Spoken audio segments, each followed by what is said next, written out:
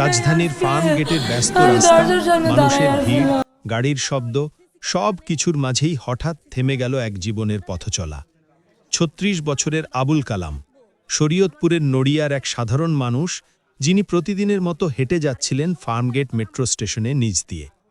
কিন্তু কয়েক মুহূর্তের ব্যবধানে ওপর থেকে ভারী ইলাস্টোম্যারিক বিয়ারিং প্যাড খুলে পড়ে তার সব স্বপ্ন, সব অপেক্ষা থেমে গেল সেখানেই। মর্গের সামনে এখন কান্নার ঢল। আইরিন আক্তার পিয়া, সেই মানুষের স্ত্রী, কোলে ছোট ছেলেকে নিয়ে দাঁড়িয়ে আছেন। চোখ লাল, কণ্ঠ কাঁপছে, কিন্তু হৃদয়ের ব্যথা লুকানোর উপায় নেই। তিনি ভাঙা গলায় বললেন, আজকে আমি ওকে বিদায় দিতে যাইনি, দরজা লাগাতে চাইনি। দেখি দরজার সামনে সুন্দর করে জুতা পড়তেছে।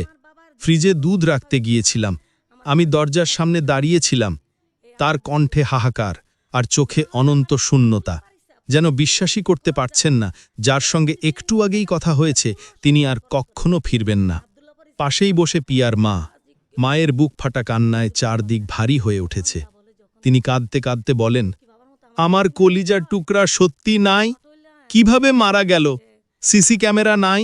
আমি দেখব কিভাবে আমার কলিজার টুকরা মারা গেল। আমি নিজ হাতে আমার মেয়েকে ওর কাছে তুলে দিয়েছিলাম, কেউ রাজি ছিল না। আমি বলেছিলাম আমি রাজি। আমার বাবা কত শখ করে নিয়েছে আমার মারে। এমন আদর বাচ্চারে পৃথিবীতে কেউ করে না মারে। আপনারা কি কন? আমার বাবাকে আপনারা ঠিকঠাক বাসায় পৌঁছায় দেবেন। প্রিয়জন হারানোর শোকে কাঁপছিলেন তারা সবাই। সান্ত্বনা দিতে সেখানে পৌঁছন সড়ক ও সেতু উপদেষ্টা ফাউজুল কবির খান, সেতু বিভাগের সচিব আব্দুর রৌফ সহ অন্যান্য কর্মকর্তারা। পরিবারের ভাঙা মনকে জোড়া দিতে গিয়ে উপদেষ্টা বলেন, একজনের জীবনের দাম তো আমরা কোনো কিছু দিয়ে দিতে পারবো না, তবে আপনাদের যেন চলতে সমস্যা না হয়, বাচ্চারা যেন ঠিকমতো পড়াশোনা করতে পারে সেই ব্যবস্থা আমরা করব।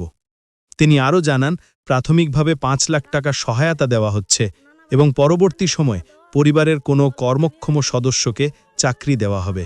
এছাড়াও শিশুদের পড়াশোনার দায়িত্বেও থাকবে সরকার।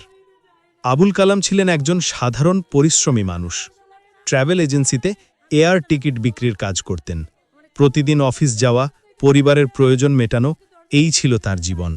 স্ত্রী আর 2 ছোট সন্তান নিয়ে নারায়ণগঞ্জে থাকতেন।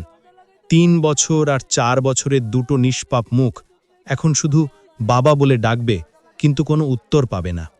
একটা দুর্ঘটনা, কয়েক সেকেন্ডের অবহেলা, আর তাতেই শেষ হয়ে গেল একটা পরিবারে হাসি।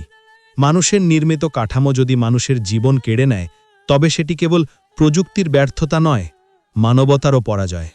ফার্মগেটের সেই বিকেল তাই শুধু একটি মৃত্যু নয়, এটি এক মায়ের, এক স্ত্রীর, এক সন্তানের অন্ধকার ভবিষ্যতের শুরু। আজ মর্গের সামনে দাঁড়িয়ে কেউ বলছে না কোনো কথা, শুধু কান্না।